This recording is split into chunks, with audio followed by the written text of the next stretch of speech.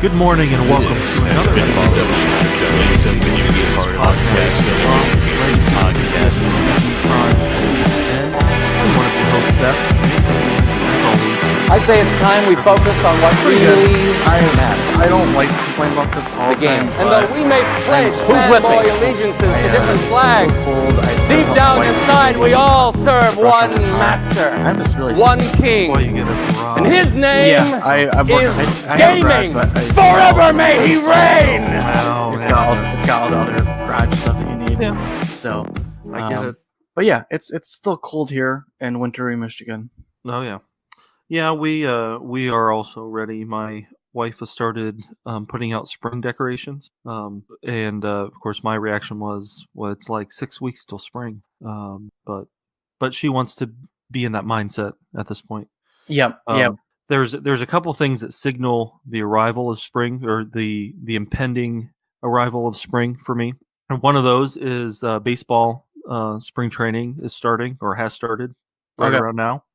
And the other one was this past weekend was the Daytona 500, which means that racing season is here, and that means it's winter is almost over, thankfully.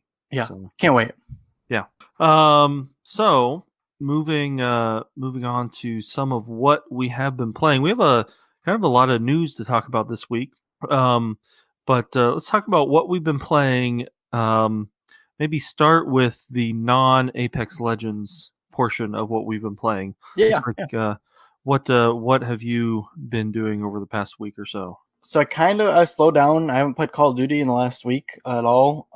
But I picked up my Vita for like the first time in definitely over a year. I don't think I've picked up that thing I had to charge it quite a bit. It actually asked me to redo the date and time when I booted it up. It didn't completely reset. I don't know why it needed the time, but either way, booted that thing up, and I forgot how much I love that thing. It's really a great system.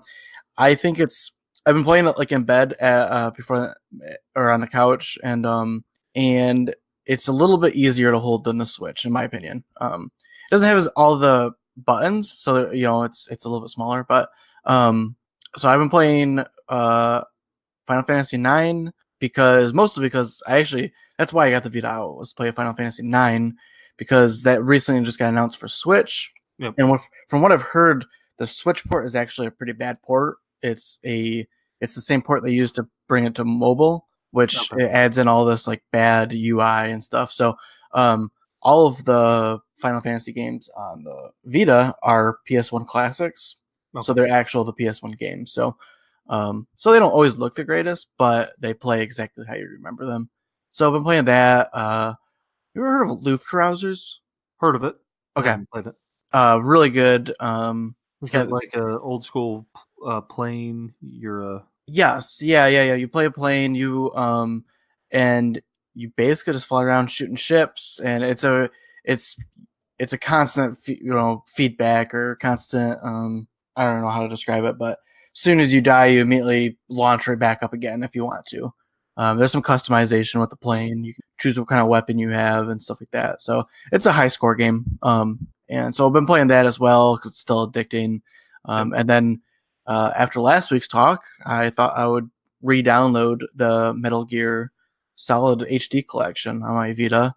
And I started up Metal Gear Solid 3 last night. So okay. So yeah. So I think I'm actually going to play that all the way through. It is a game that should be played on a big screen, but I don't have a PS3, so I don't really have a good way to do that. So I should get one of those Vita TVs. PlayStation TVs. Yeah, I should. I wonder if I can find one of those for cheap. Probably. Probably. But yeah, I'll have to look that up. But we'll play my Vita. Maybe not. It's looking like you're going to be out a good 100 plus. Oh, okay, great. So yeah, okay. So maybe not. That's you could buy a PlayStation 1 Classic. So speaking of Metal Gear Solid 3, after our discussion last week, one of the we had a reply. I forget if this was in the Discord or on Twitter, but from one of our Patreon producers, Paul Calicote, said that is one of his favorite games, maybe his favorite Metal Gear Solid game at least. I did want to take a quick moment to shout out our other Patreon producers right now. Coach Hulk, Edwin Callow, Dev Tyus, Kevin Austin, Chris M., Kyle Hyman, Bonesaw, Josh Bormoni, Barry Cathcart, and Paul Calicote. Thank each and every one of you for supporting the Play Some Video Games podcast network. And now, back to the show. So, again, before I get into Apex Legends, Red Dead 2, I did finish the first epilogue. And so now I'm on. I haven't played it all into the second epilogue, but I'm almost done with the game. And honestly, if it weren't for Apex Legends, I probably would be done with the game. It's still kind of my goal. We'll get to it. I would say we'll get to it in new releases, but the only new release of any note this week is Anthem, at least for me. So I'm hoping to beat the Red Dead 2 epilogue before I start Anthem, because I'm afraid if I get to Anthem and Apex playing both of those, that I'm never going to return to Red Dead. And I really want to finish it. I've enjoyed the story overall, and am interested in where this epilogue is going. And I know it's the kind of the glue between Red Dead 1 and Red Dead 2, kind of setting up the events of Red Dead, of the original Red Dead. So I've enjoyed the epilogue so far, and part of this whole Red Dead 2 story, some of it makes me think of Solo, the Star Wars movie from last year, where you already know what ultimately happens. You know from the first Red Dead movie, you know that John Marston was abandoned by Dutch's gang, and you know that he had this kid with Abigail, and you know he has this scar on his face. And so a lot of Red Dead 2, you're going through and you see, oh, there's how he gets the scar. There's how he met Abigail in the gang. Oh, there's the mission where the gang abandoned him. Oh, here's the mission where he finds his new ranch, and here's where he meets Uncle. And there's just all the, like in Solo, you see, oh, here's how Han Solo and Chewbacca meet. Here's how he gets the Millennium Falcon. Here's how. Some of it kind of reminds me of that, which isn't a bad thing. It's fine. But I've just had, especially in the epilogue now that it's getting toward the very, very end, it's starting to feel like, okay, well, here's this checklist of things that need to still happen, and we're kind of going through that checklist of things so that we're where we were at the beginning of Red Dead 1. But I'm enjoying that. Again, hoping it's over pretty soon. Or not hoping it's over. I really want to beat it because I've enjoyed it a lot. It's been part of my life now for what, 6 months? Not quite 6 months. 4 months. 4 months. Going on 4 months. Going on 5. I don't know. So it's been good. But and then aside from that, know that we've both been playing Apex Legends. Did want to say on Twitter at PSXP Podcast, we put out a question of asking people what they've been playing in general or what they're planning to play, and also who they've been playing on Apex Legends. And none other than PSVG Kevin responded and said he mains Mirage, and he's looking forward to playing Far Cry, whatever the new Far Cry game is, New Dawn. Yeah. And also Crackdown for a while. His other question is Shamrock Shakes, yay or nay? I'm a... Wait. Do you want to... Let's do a countdown. We can both say our answer at the same time. Okay. See if they wait. Do we do 3, 2, 1, say it? Yeah, I believe so, yeah. Okay. All 3, right. 2, 1, nay. Okay. All right, there we go. We're in agreement. Cool. No more discussion needed there. Nope. The other response we had was from @JoshBonesaw himself, and he says, "What's your take on the cost for Apex cosmetics? Do you guys think $10 for a weapon skin is fair?" And so I had to look up. I'm honestly am not. I haven't spent a dime on Apex Legends yet. I'm kind of waiting for the battle pass and to see what's in that, and to support it in that way. I do want to support it somehow. Yeah. But so I had to do a little bit of research on this, and I've never spent a dime on Fortnite or any of the other free to play games, or even on like Overwatches. I've never bought a loot box on a console game yet. So anyway, there's an article on The Verge that says Apex Legends players think its in-game items are way too expensive, and talks about how Apex has been a huge hit. Actually, last week we record on Mondays, and last Monday 10 million people had played over the week before the weekend started, and by the time our podcast released last week, 25 million people had downloaded the game, and I assume that those numbers just keep growing. Yeah, absolutely.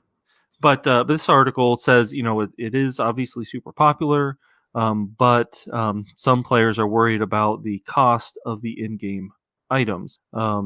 As it stands, Apex Legends charges as much as $18 for singular weapon and legend skins. That's more than Epic has charged for all but the rarest Fortnite items. So there's for the Valentine's Day event, which is ongoing currently. I think it'll wrap up this week, this Friday maybe. Respawn released a character banner, one that only displays at the beginning of a game and in select moments while you're playing, and a weapon skin that costs $11 each. It's a particularly frustrating price point as it requires players to buy at least $20 of in-game currency because you can only buy them in $10 increments, kind of. And there's also, it talks about how there are a few different kinds of currencies. You can buy Apex packs, which is what their loot boxes are called, and you get 3 items. One of them is a rare item, but of course, if you main Mirage, you aren't, if you really just want Mirage things, you aren't guaranteed to get a Mirage item. So, and you can level up to earn legend tokens that only let you buy some items, like you can buy one of the 2 current other legends out there. You also get scrap that lets you craft items, and so it talks about that. And it says people would be happy to spend $3 to $5 on items, but not this $11 to $18 price point. So, I guess where are you? What do you think about this issue? Yeah, I think I was in the same boat as you. I had to look it up because I didn't really know what the issue was or where it was at, because I haven't spent any money on this game yet, and the only thing that I did care about, the only extra I did care about, was getting the extra characters, and those do seem pretty easy to get. You do, like I said, I think I said last week, I was almost halfway to earning at least one new character, and now I'm even closer to getting another character. So those are the only purchases that I care about, and those are pretty easy to get as far as the characters. I see where the article is talking about it. They're comparing, a lot of people are comparing this game to Fortnite, and that Fortnite might have a little bit cheaper skins, and maybe some of the skins and purchases are a little bit, you see them a little bit more in the match or something like that, which is fair. Fortnite's been around long enough; they should have learned something from Fortnite. But at the same time, one thing I really like that Apex is doing that kind of makes me not want to spend any money on it is that you get loot packs pretty regularly just by leveling up. Right. So I feel like I'm getting skins and stuff like that for free just by playing the game. Now, I played a little bit of Fortnite, and I don't remember that happening unless I bought the Battle Pass. Okay. It seemed like you had to really grind to get any sort of skin, and even then it was pretty minimal. So there's just differences. I don't think it's a direct comparison at all. Yeah, I think $15 for skin's way too much. Yeah. So they should probably drop those prices down, but at the same time, I'm not like upset about it.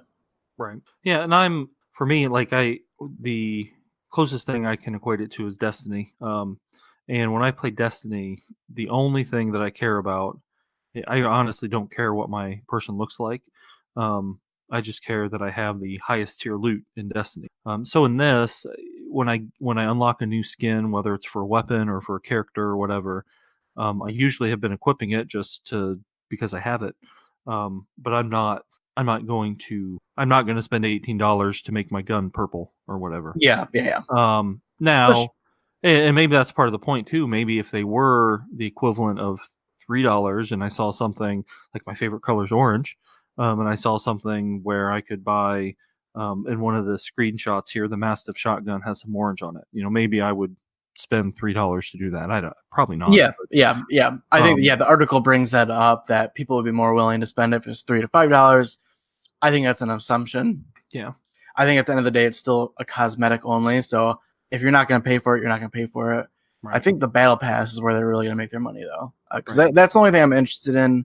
From talking like Kevin, we kind of asked Kevin on our Discord channel what a battle pass usually entails for Fortnite, and it sounds like you get more skins and stuff like that. You unlock more skins through the battle pass, and also they give you challenges to complete in the game, and that sounds a little more interesting to me to actually add a little bit of a different gameplay loop. Just find some challenges to get through and earn a few skins here and there, and I think that'll be fun. Yeah, and that'll be my way to support the game because I do want to support it. Oh yeah, me too. Yeah, it's not. I don't want to. And I could be perfectly happy just playing it and playing it for free. And honestly, I still don't know. It's still a new game. There's always, with any new game that you like, there's always a little bit of a new game high. So we'll see once Anthem comes out and we get a little further on into March. Even have to just see how much I'm playing Apex. But yeah, that's a good point. But so far, I mean, if I'm on my PS4 playing games, I'm playing Apex Legends, or Red Dead 2, and really, Apex is perfect because if I have a half hour to play, that's enough time for hopefully at least one good run, and then potentially a couple poor runs or 2 good runs or whatever. The longest I've ever played in a match is 20 minutes, and that's lasting to the very end. So, speaking of that, you and I got to play. I think, did we only play one match, or maybe we played 2? Maybe we got played at least 2 matches. I think we got wiped pretty early. Yes, we did.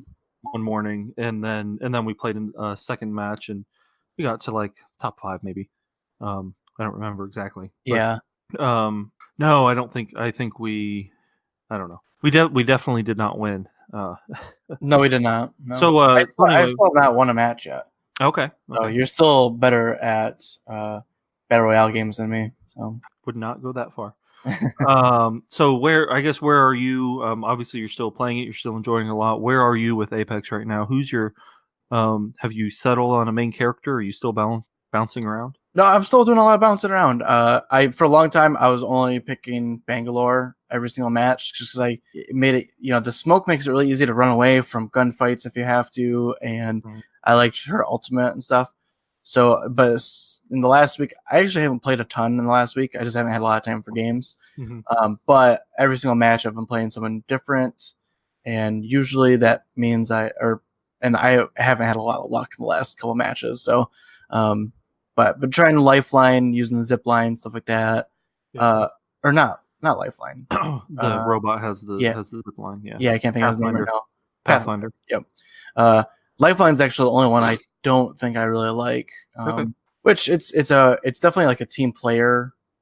She's definitely she's there to be a team player, and so you really have to play that role, and it's just a little bit harder to kind of figure out. But and what has been your best kind of finish or experience? Have you made it to the final 3? Have you? So I've made it to the final 2. Okay. I don't know, at least probably 5 times now. It's frustrating. And usually ends with me. I had one match that I think I was in the final circle, and they were holed up inside of a house, and we weren't. So it was we tried getting them out, and they ended up destroying us. So yeah, and that was pretty frustrating because I thought we had a pretty good team, but it does that battle royale thing though, of kind of getting my heart beating a little bit, and I'm getting excited, and you're close to winning, and then ultimately I fail, like I do in all things in life. So I've been, it kind of depends on where you start the match at, but it's pretty easy to get into a top 10 as long as you spawn in the right spot. Yeah. But so I've been, there's where I get most of the time. I occasionally have a match where we get wiped out in the first 5 minutes or whatever. But last night played a bit and got a couple top 5s. Then we got to the final 2 once. Both times I've been to the wiped out next to last. Have been playing with a friend, and our random third person will drop out early for some reason. Like last night, the guy, he didn't get wiped out or anything. He just left after 7 minutes. Yep, I had that once too. And so we just all of a sudden notice, hey, our guy's not here anymore. And we ended up surviving. We survived a few firefights, just the two of us, and we got to the final spot. And we could even like we were tracking the other people. Like they had to respawn one of their people. So we could tell exactly where they were, but they had 3 people and we had 2, and it did not go well. So we lost. So both times, actually the same friend, we've made it to the final 2 a couple times, and just because it's only the 2 of us, we get slaughtered. It's very hard to go into the final match or final 3 teams when you only have 2 people. Yeah, it's just 3 guys shooting back at you, or one of them can circle around you and kind of trap you in. So it makes it very difficult. It's a little bit easier when you have 3-on-3. So, and I pretty much I've only played Bangalore, Bloodhound, and Lifeline. And played Bloodhound a bit recently, trying to figure out how to use him. There's of course, over on YouTube, there are plenty of character guides and whatnot. And so I watched a character guide for how to use Bloodhound, which I guess is really, you're supposed to be on the offensive. You're tracking down the other. That's his special, is you can track the other team's movements. Mm-hmm. And it's close quarters combats, which is completely opposite of how I usually play Battle Royale games. Yep. Which is run and hide. And so it's been fun. I forced myself using Bloodhound to be on the offensive. And actually, it changes the game a little bit. The team, I feel like in a good team dynamic, if you have a Bloodhound, the team, that's the leader of the team, really needs to be choosing where you're going, just so everyone's staying safe or getting on the offensive and coming up on another team. I also really like Lifeline because I have been able to do that support, be the support member of the team and heal and drop and healing. So I've been I'm enjoying it. Hoping to break through and get another win here soon. It is getting while I still think it is pretty easy to last a while if you go to the right spot. I think the game is getting harder as people are playing more. Which is to be expected. So that's how it is with any shooter in general.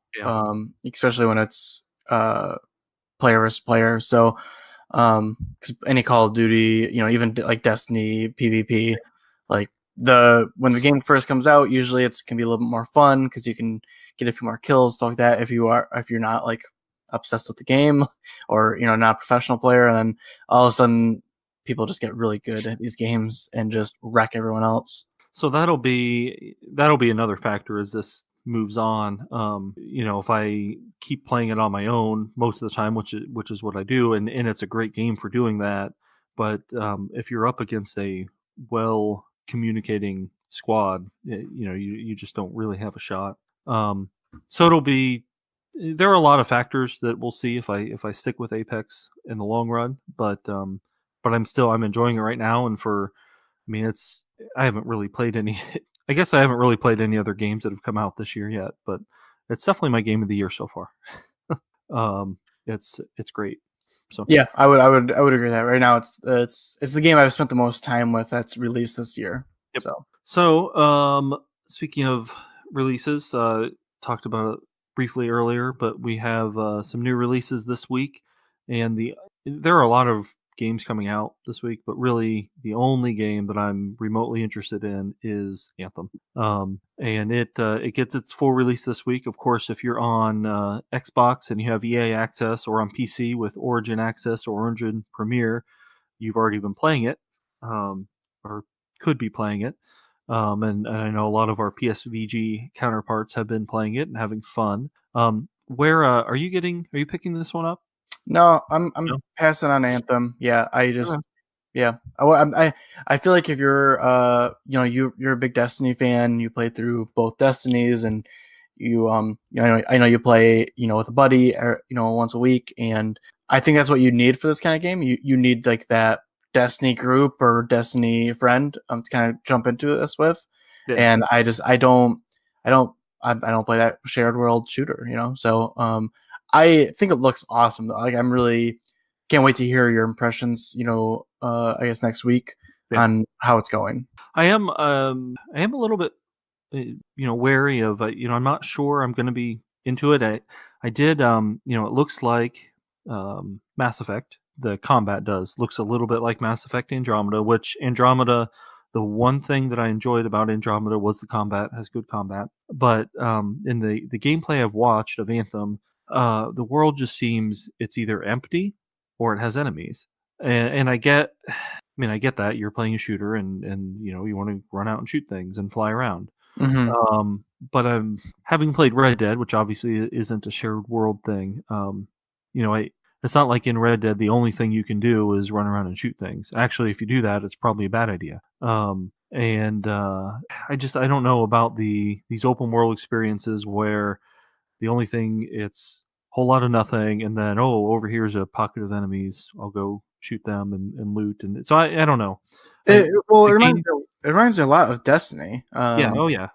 Because you go to a Destiny world, and or a planet, and you have to you have to get on your Sparrow and drive a little ways to the next mission, and there's just not much there. It's like it's a really cool area, and you almost wish you could find more stuff to do, but it's a shooter, so there's just nothing much to do except for shoot things. Right.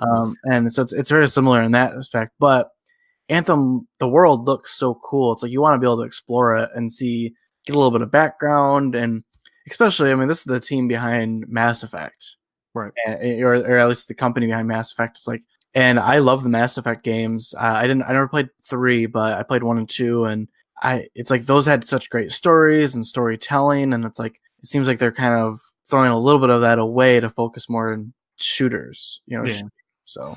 Yeah, and the couple of impressions I've read so far is that the shooting it's not like playing Apex Legends, where it's not a great shooter. It's it's a little more floaty or something like that. Yeah, something, I don't know. But again, it's something I need to get my hands on and just play it. I'm hoping I enjoy it a lot. Part of the reason why I haven't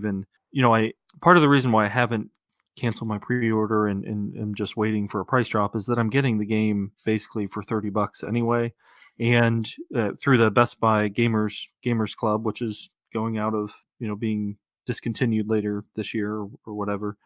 For me, I get the 20% discount, and then I had some Best Buy reward money, so I'm paying $30 for the game, and I'm getting a $10 gift certificate after I pick it up. So essentially, the game's costing me $30, and then I'm getting $10 toward the purchase of a future game. So there's no, I could probably buy it and then sell it for more money. Money than I'm buying it for. You're certainly going to get $20 worth out of the game, even if you don't necessarily love it like you love, Destiny or something else. So. Right. So there's basically no reason or no risk for me, money wise or whatever, trying it out. So that's what I need to do. I just need to get my hands on it, and I know Devin loves it so far, and actually I'm not even sure if he's played it yet, but I know he has played the demo of it, the betas. Donnie's really liking it, so there are people that are really enjoying it. Of course, they're all playing on Devin won't be, but he plays on the West Coast, so I'll never play with him. But everyone else in PSVG has it on Xbox. Yep. So we'll see.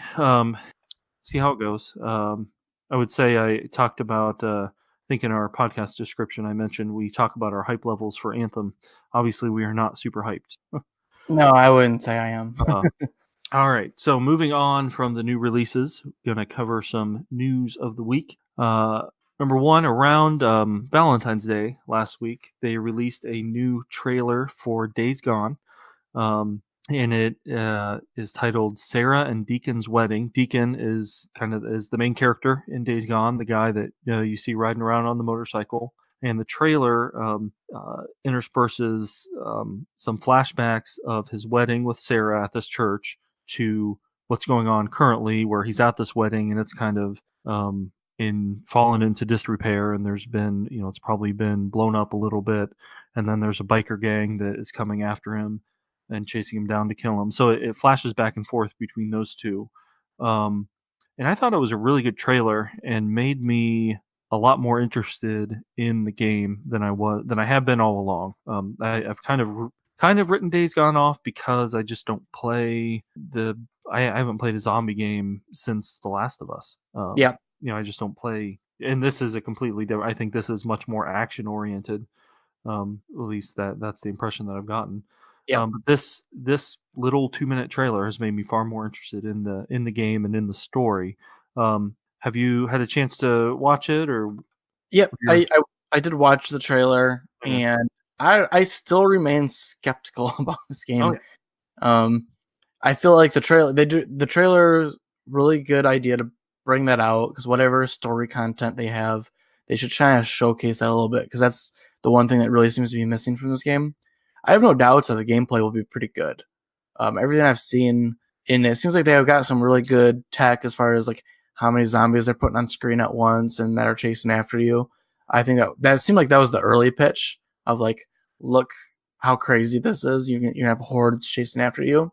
Yeah. And a lot of games have promised that before and never really seems that way. But this one seems to be actually doing it. The trailer just, it honestly made me more skeptical than anything, just because I was like, it felt like they were trying to copy The Last of Us really hard, in my opinion, especially with the tone of the music in this trailer, like the guitar strums, that's like very reminiscent of one of the first The Last of Us 2 trailers that we saw. Yeah. With Ellie playing the guitar. So like, I feel like it's not original enough, in my opinion. It's still, the whole idea is really cool. I mean, it's Sons of Anarchy meets zombies, so it still looks cool, but also, what's up with that? It's called Sarah and Deacon's Wedding. There's only like one guy in the whole church and he started at the end of that trailer, he starts clapping, like ironically. Yeah, that's yeah, I was kind of thrown off by that too. I expected like, and maybe in the game, maybe that turns into a fight. I don't know, but I thought that was strange, bizarre. But in the description on the PlayStation blog, it talks about Sarah and Deacon met in the wilderness. He taught her to ride. She taught him about botany. I'm back in now. This game is weird. So it's where they, in a small church in the tiny town of Marion Forks, witnessed only by a longtime friend, William Boozer Gray, Deacon and Sarah were married. So, I mean, I guess that's a friend, but yeah, his clap is like a slow clap. It's kind of weird. Yeah. So then, throughout them being married, Deacon decides to leave his biker gang and becomes a drifter. But obviously in the trailer, you don't see what happens to tear them apart. Whether she's even still alive or whatnot. So it does say in this description, 2 years later, Sarah is gone. Deacon, now a drifter and bounty hunter on the broken road, is left only with a photo to remind him of the woman he loved and the man she helped him become. So that was also interesting to me, because in the trailer, when they're getting married, it seems like the world is normal. Yeah. And then 2 years later, the world is in chaos and there's all these freakers. Yeah, and that church is literally blown up. Yeah. It's not like it was just empty. It is actually like blown up, which is kind of crazy. But yeah, I don't know. Well, I'm definitely not like pre-ordering this game or anything. If the reviews come out and say it's pretty decent, then I'll definitely maybe want to give it a shot. But yeah, I'm just skeptical. Yep. Yeah, totally get it. Moving on. There was an article on Polygon.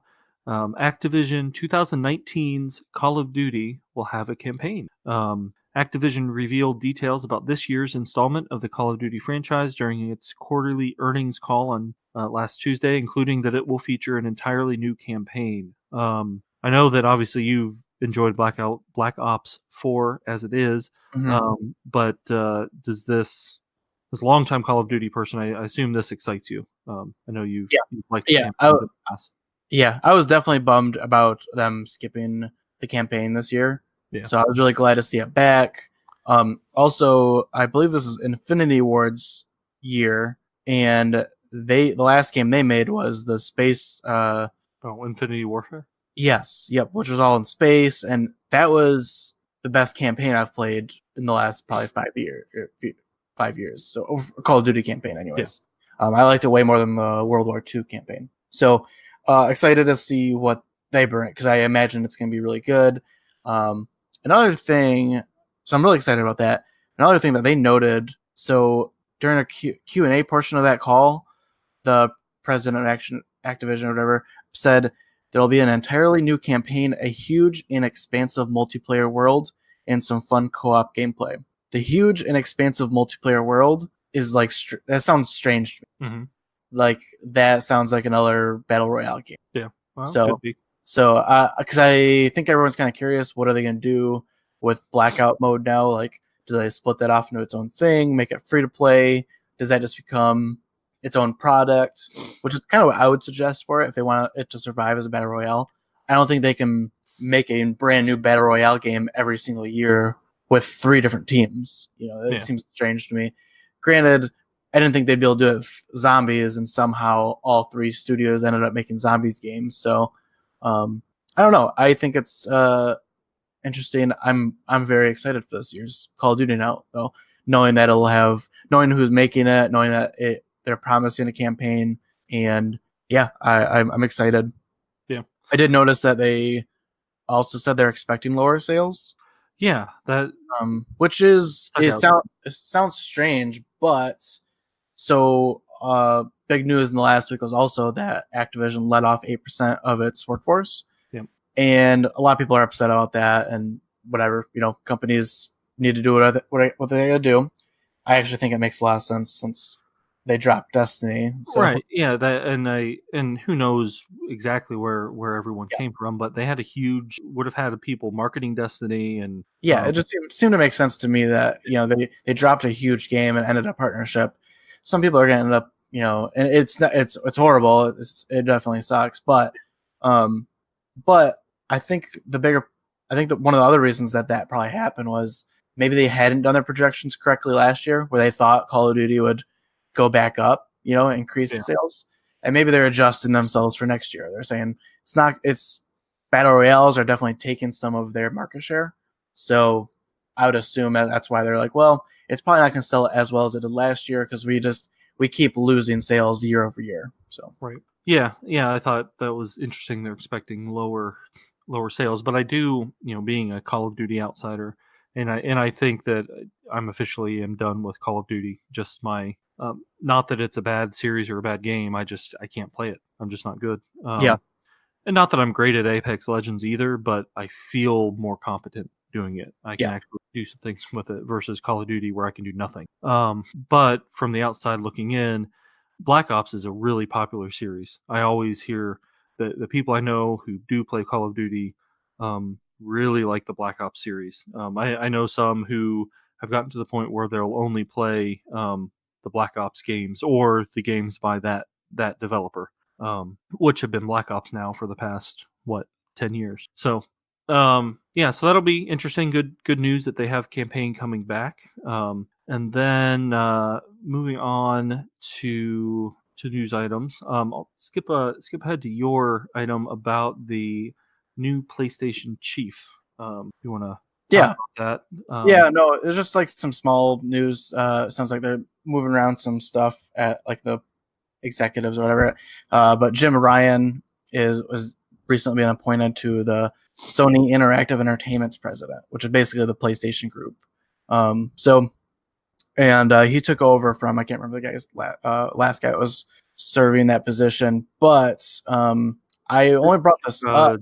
John Cadera. Yes, that's right. I think they're basically swapping positions. Yeah, I believe so. So yeah, I mean, Jim Ryan he's been there forever. I think I've heard his name plenty of times before in the past, and just kind of want to bring this up because the reason for this change seems like they're getting ready for the next console. So so I'm still thinking 2020 for console, and that would make sense to make, if you're gonna switch positions right now or have someone else take the helm for the launch of the next console, you'd start now leading up to next year's launch of it.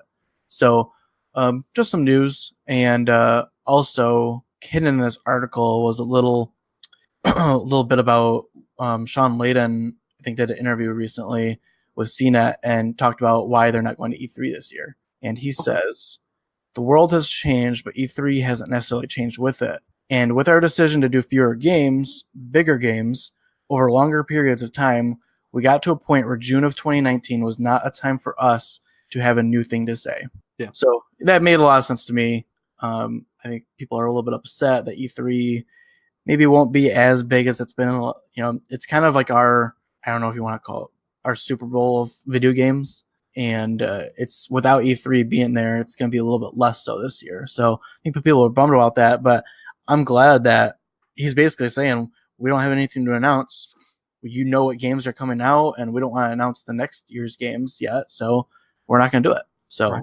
I'm kind of glad to see that. Yeah, the whole E3 thing is interesting. On in our PSVG family, the Nintendo Shack, I don't know if it was last week or the week before, so 2 episodes ago, Donnie and Caro ran down all of Nintendo's various studios and what they could be working on, what they are working on, and just that there's a bunch of things out there. And I know on PlayStation we're pretty familiar with the different studios and what they're working on, but it just seems like, I mean, at this point we have heard about the same games for a few years, ready for some of those to come out. And I'm not, I'm entirely happy right now with my PlayStation 4, and I have more than enough to play. And but the games that are on the horizon, like the first party games like Days Gone, MLB The Show, which I love, but I don't play anymore as heavily. Even The Last of Us 2 and the Ghost of Tsushima, the games that we know that are coming aren't like games that I'm eagerly anticipating. Yeah. Where honestly on the Nintendo side, if you have a Switch, you need to download the Yoshi demo. It's awesome. It's just one level, and the demo is great. And that's my other than the Outer Worlds, Yoshi is my most anticipated game coming out this year at this point. Yeah. It's great. And they have like 10 other games coming out this year, and not all of them are going to speak to me, but a couple of them do. Of course, the Switch doesn't have Apex Legends or Anthem, isn't getting Wreckfest, which is something that I'm personally excited about. So there's reasons to own a Switch and a PS4. Yeah. But you're right that like I watched that direct last week or 2 weeks ago. And it's like it was really exciting for Nintendo, and it's like I wish I had that for Sony. I wish there was a little more frequent telling me what's coming out, or because I feel like the games are there, they just don't showcase them as much. Because there was a lot of things in that direct that I don't care about at all. Oh yeah, but they made it exciting and they announced it. Because I mean, we look at the drop every week, and there's tons of games. I don't know if any of them are good, just because they're not highlighted. They're just on the drop because it's something. Right. And there's games that aren't on the drop that are still, there's tons of other games. And so it would be nice to have something a little more frequent, and maybe getting away from E3 will help with that. Maybe they will do more announcements throughout the year versus trying to front load everything on one big day, in the middle of the year. Right. So. Yeah. It'll be, this year will be interesting, and we'll see when the PS5 is actually announced, and we still don't have release dates for Ghost of Tsushima or excuse me, Last of Us Part 2 or Death Stranding. So it'll be I'm really curious how Sony is going to act. Because they don't seem to have as much goodwill as they used a little bit in the next news story, but and they're leading this console generation, but depending on how they finish out the next year or two, will kind of determine where people kind of fall next console. Yeah, and some of that I sort of feel like if you're the quote unquote leader in the clubhouse, that I look back to PS3 and how at the beginning of the generation, the 360 was way out in front. They released a year early, and they had their ducks in a row.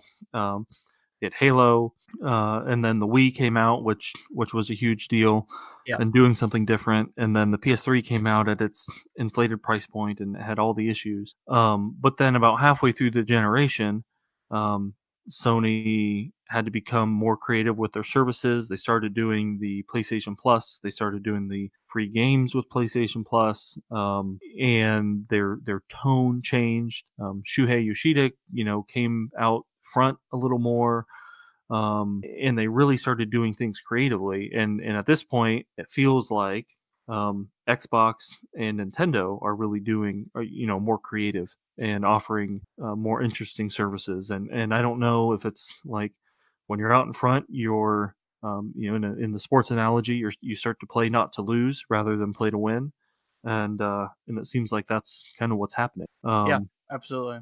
On that note, the crossplay kerfluffle has come up again. Of course, right now Sony has crossplay for Fortnite and Rocket League. And then kind of over the past couple of weeks, there's been some rumblings from other developers upset that they aren't included on the crossplay bandwagon. And there's an article on Ars Technica. Devs accuse Sony of playing favorites with PS4's cross-platform support. Wargroove and Paladins makers say they're just waiting on Sony's okay to open up. So we've had crossplay with Fortnite since September.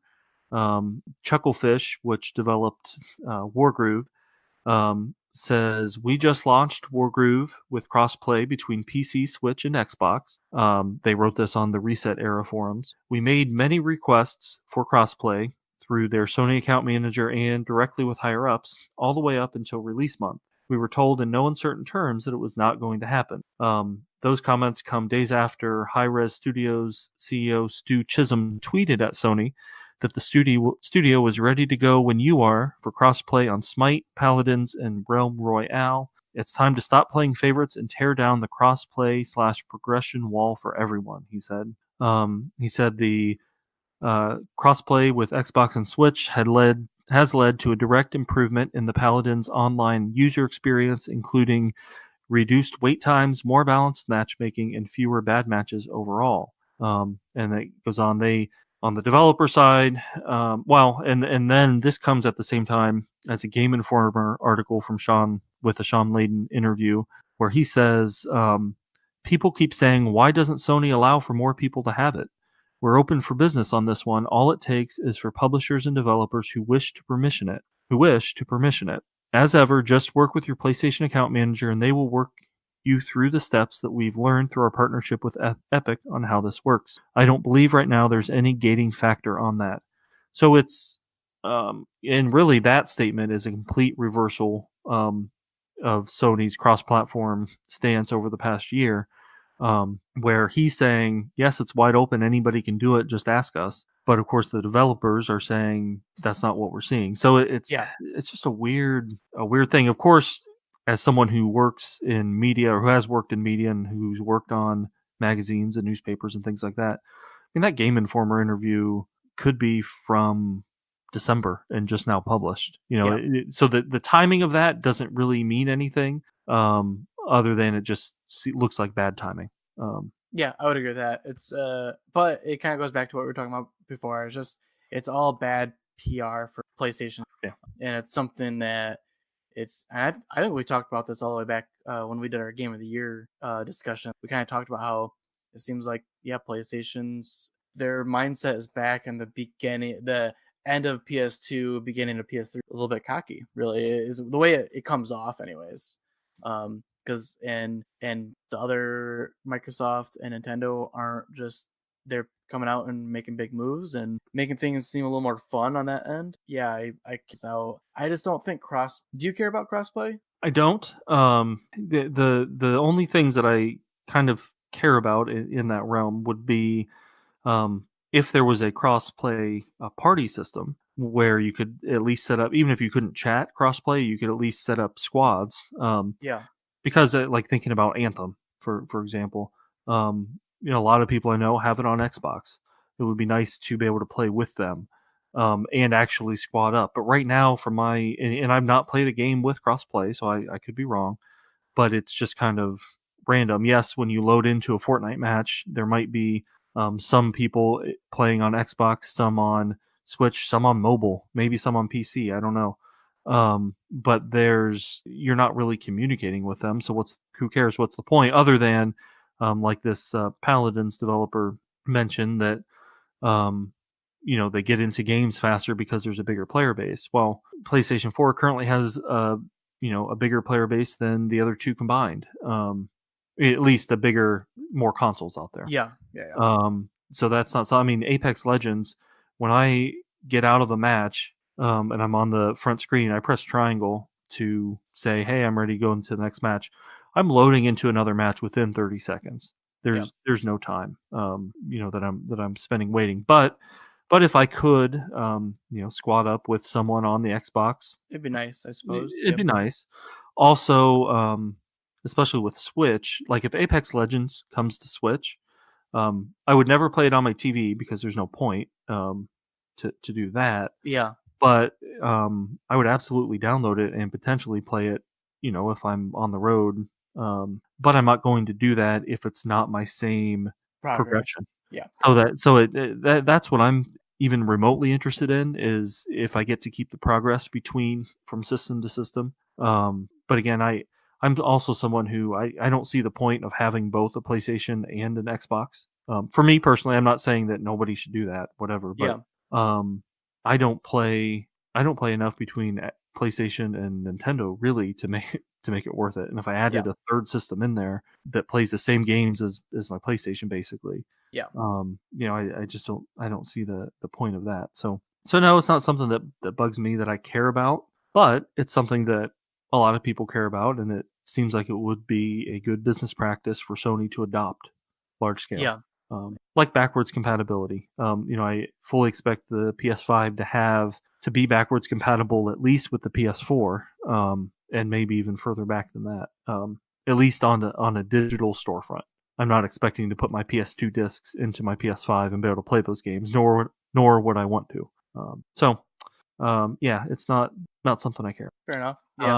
Yeah. So I think that about wraps it for this week's episode of the PlayStation Experience podcast. We will be back next week, hopefully with some impressions of Anthem from myself, at least, hopefully.